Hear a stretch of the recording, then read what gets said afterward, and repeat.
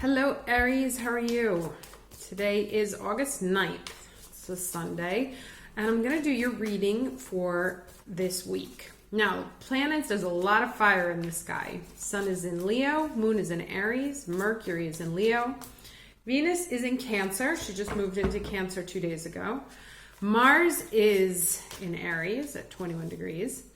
And he's squaring Jupiter. Saturn at 27 degrees Capricorn, still widely conjunct Pluto at 23. So those guys are, it's a pretty wide conjunct, but it counts. So you have Jupiter, Saturn, and Pluto all together. And I have to, I was thinking about that conjunction because it's already happened. But the messages that I kind of got on like how to synthesize that conjunction, which is, squaring our Mars in Aries and anyone who has planets from 20 Aries to the end of Aries. We're the ones that are most under fire right now. And the idea is whatever planet it's hitting, where you will feel some sense of injustice, where you will feel called on by an institution to explain yourself, or where an institution can bring down your optimism, or can bring down your faulty structures.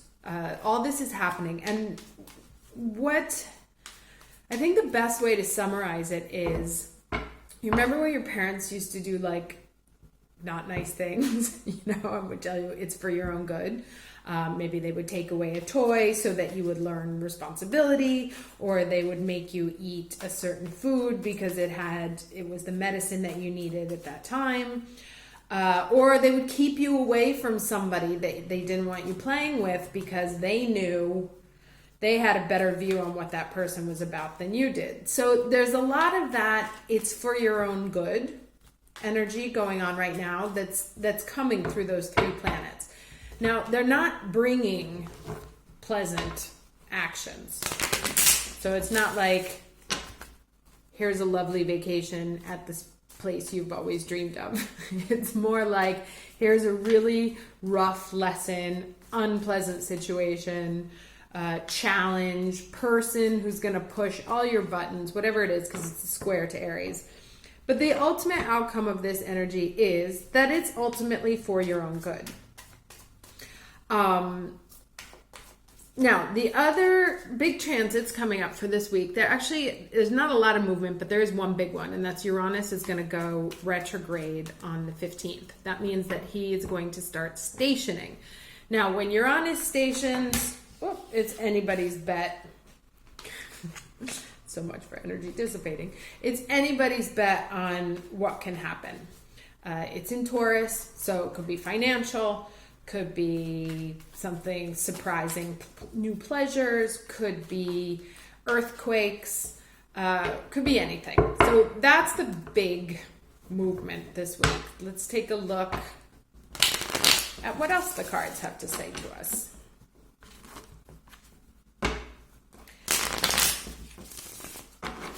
Can I get the overall energy for Aries for the week of August 9th? Recovery.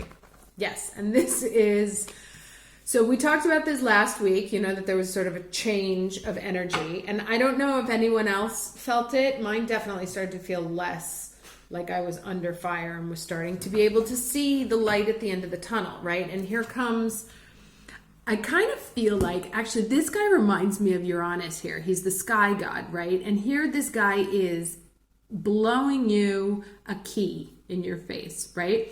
And so I wonder if the Uranus stationing and what's going to happen is that at some point you're going to discover, either through words or through some sort of house thing, whatever, you will get the key to unlock that door to your recovery, right? And so there's something about opening doors, could be doors of perception, could be actual doors, allowing you to move into the next room. So something is going to bring with it the key to help you unlock that. Now let's get the challenge energy, please? What's the challenge energy for Aries week of August 9th?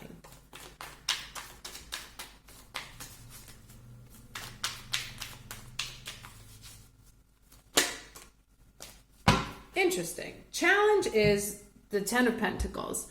And this one is we are the world, right? So maybe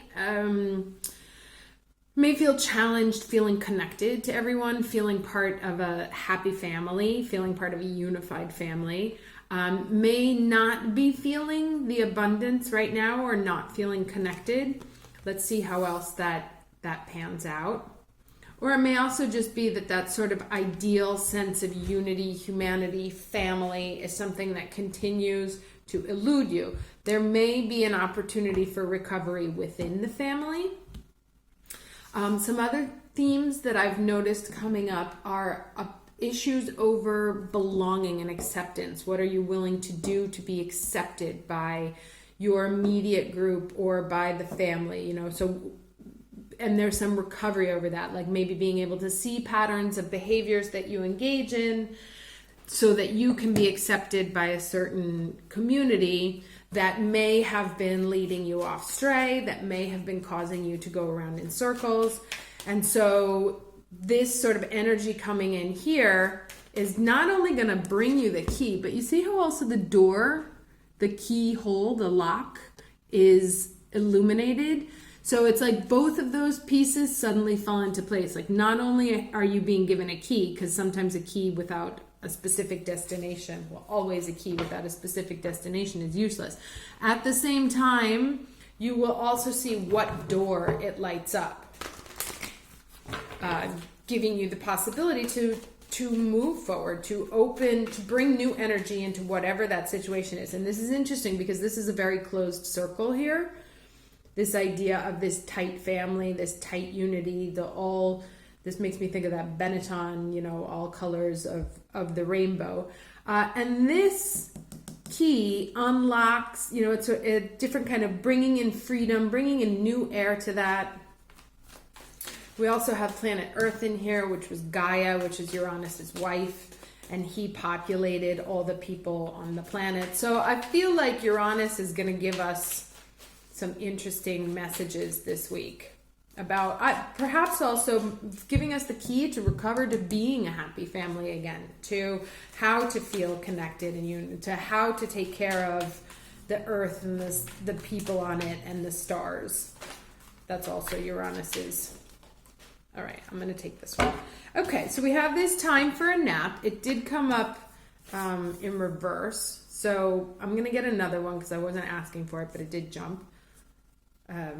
So this, you may be feeling overextended right now, tired, and just like ready for a break. Also interesting that I was talking about the stars right when that fell out. So can I get the lesson, please, for Aries for the week of August 9th? Ooh, the fates. I got this one this morning when I did my own reading on a situation. And this talks about, and there we are again with the stars, right? So it talks about the stars aligning, things working out the way they're supposed to do. And you see there's all these little kind of stars here lighting up the way. So this may be a week for those of you who are like superstitious in that way or whatever. Make your wish on the stars. Oh, it's also in Italy here. They call it the Notte di San Lorenzo, which is the night of Saint Lawrence, and it's the night in which there are the most falling stars, visible falling stars. It's gotten harder over the years to see them because of light pollution, and it's always, for some reason, it's been like really crappy weather. But that takes place, it's between the 11th and the 12th. And so there's going to be a lot of falling stars this week, which brings an interesting sense of energy, no? Make a wish on one of those stars, pay attention to them, connect to your stars. But there is an opportunity for rest and recovery this week. Perhaps finally seeing the stars, which looked like they were all over the place, starting to align. Getting the key to the illumination that lets you open up that door. Can I get the energy at the beginning of the week and the energy at the end of the week? Okay. Oh my God, this came out before when I was shuffling. So it's called Field of Dreams. It did come out in reverse, but love it when that happens. And can I get the energy at the end of the week, please? Energy at the end of the week. Ooh, moonlight. Okay. So moving into also that, new moon in Leo. That'll be next week. But let's read these real quick because I'm interested in this one. 21 and a 51, so from 3 to a 6. Okay, reversed. Are your dreams your own or are they someone else's? Have you chased money, possessions, or prestige? Interestingly, all Taurian subjects, right? Where Uranus is right now. Have you placed security above fulfillment? Has approval seeking played a major role in your motivation to succeed? That's what I talked about with this card here.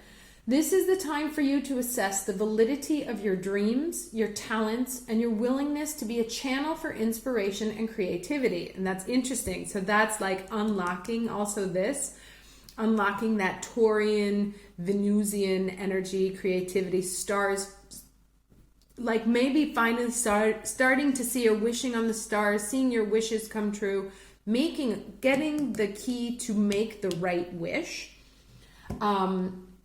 So this says, don't be afraid to enter the field of dreams, for you can always clear the ground for new and better things to grow.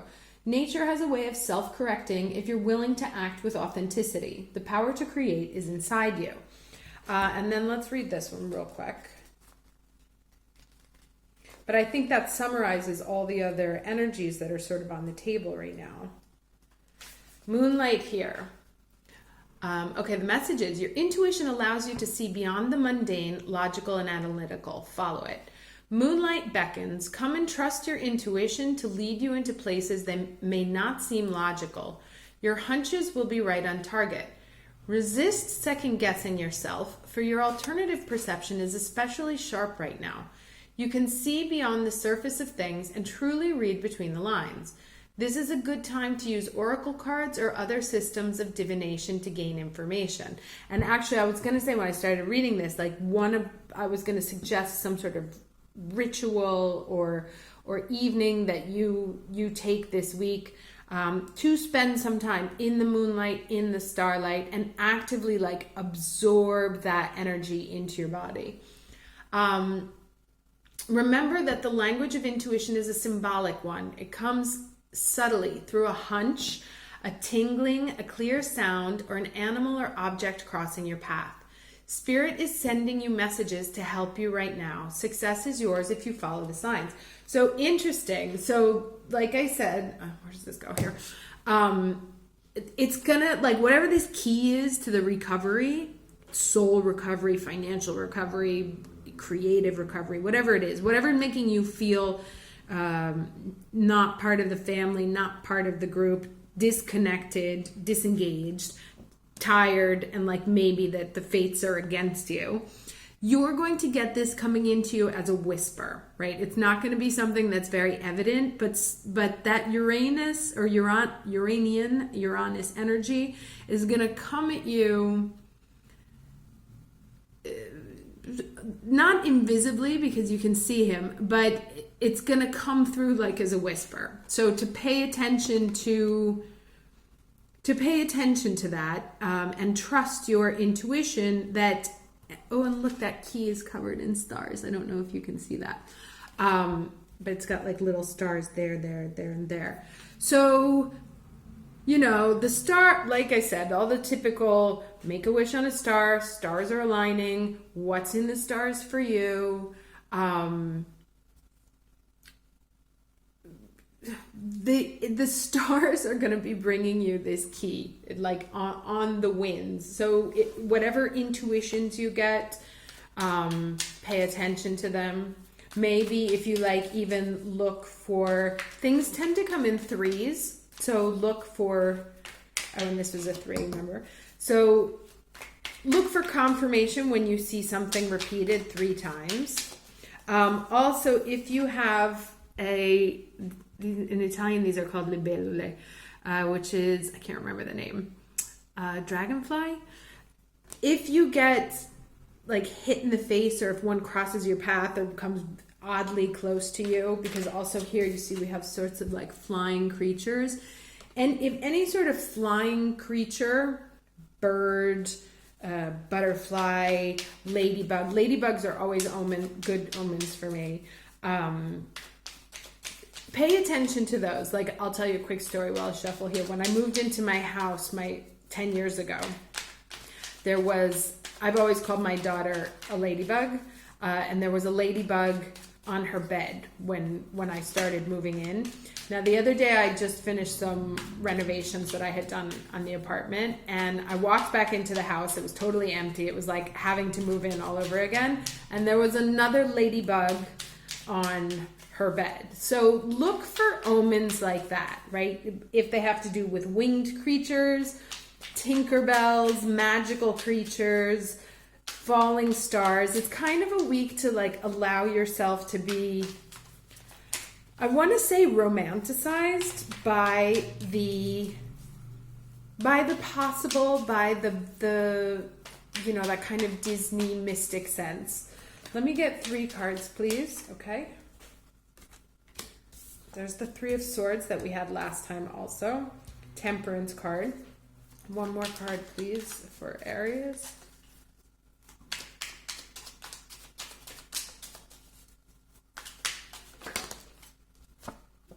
Lovely. Okay.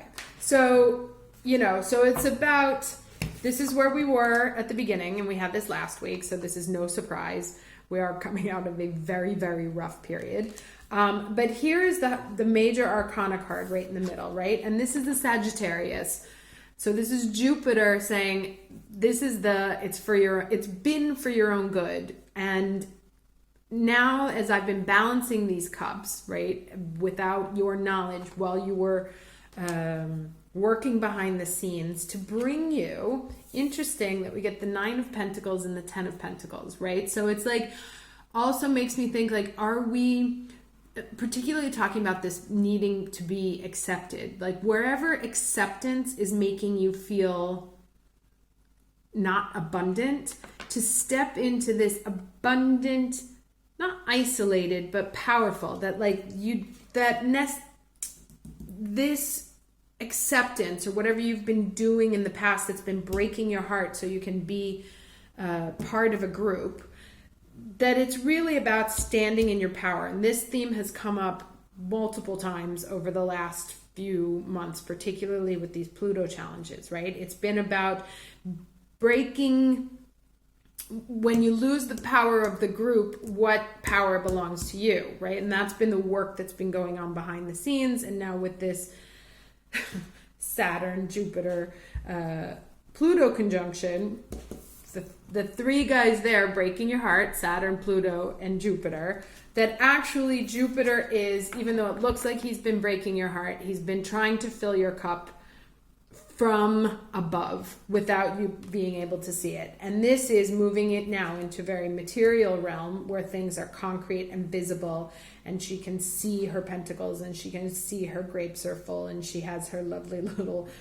oh, and there's the winged creature, right, that brings the message. So the omen bearers, harbingers, what are those called? They're not crows, the falcons, right? So like coming in as falcon. Falcon is actually a predatory bird. So this is also talking about like also having dominated a predatory energy, right? Because it's now in the palm of her hand. So whatever it was that was coming for you, coming at you, and breaking your heart, now it's like you almost have it under wraps. That what's flying towards you now, what's coming to you on the wind now, is bringing something better, right? Or at least you'll be able to start to see how the stars are aligning, why things had to go in that order. You start to see what unity you were looking for, where it was missing, perhaps why it was missing. Whatever it is, the key to your recovery, this recovery and temperance here, should be blowing in the wind this week. Blowing towards you in the wind. Because again, we have creatures flying, flying creatures, wind here, and then there's stars everywhere. So let's get a word of advice. Why do I not see it? Oh, there it is. So this is nice. It's nice energy. Obviously, we can't not. I hope there's little Zoe in the back. It's so hot here. She's like dead every day. She moves into that position over there and doesn't move all day long, even though I have the air on right now. I'm going to take this, but I'm also going to ask for another one. This is quite interesting. Ishtar and Daring Rebirth, right? And Ishtar plays very prominently into, if I'm not mistaken, she is the version of Isis. I could be wrong, someone will correct me, but Ishtar plays a very big role in the Lion's Gate, right, which was yesterday. And there's that 8. So interesting energy. Let's get a piece of advice, please, for Aries for the week of August 9th.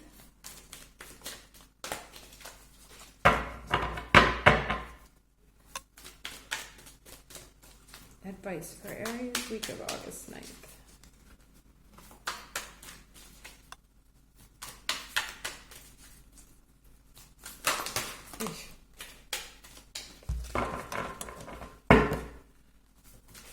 I feel like this camera's moving, sorry. I have a very sort of precarious setup here at this house. Advice for Aries, week of August 9th. Okay, sorry about that. I'm going to try and edit out me shrieking like a lunatic. But this thing just broke, right? Uranus, there it is. Something cracks. And it happened at 22:02. So interesting. Okay, so it literally fell down 3 times. I'm going to have to edit it out, which... But like I said, Uranian surprises are on their way. I'm going to have to meditate on why that happened and what it meant for me. But again, I think I'm going to probably cut out this spot where I said it happened at 22:02. And then again at 22:22 when I originally made the other file. So there's definitely some, like, those are the messages that you're going to want to pay attention to. When things like that start happening, my camera collapsed 3 times at 22:02 and then 22:22. There's a message in there that I need to pay attention to, which is also stop buying cheap little setups and get something better. There's another message in there also, so I'm going to go back and listen to it. So can I get, please, another piece of advice for Aries this week of August 9th, 2020. All right, let's take that out. That's never happened that bad before. Anyway, here we go. Ascended Master Saint Germain and Amethyst. So that's a very high energy.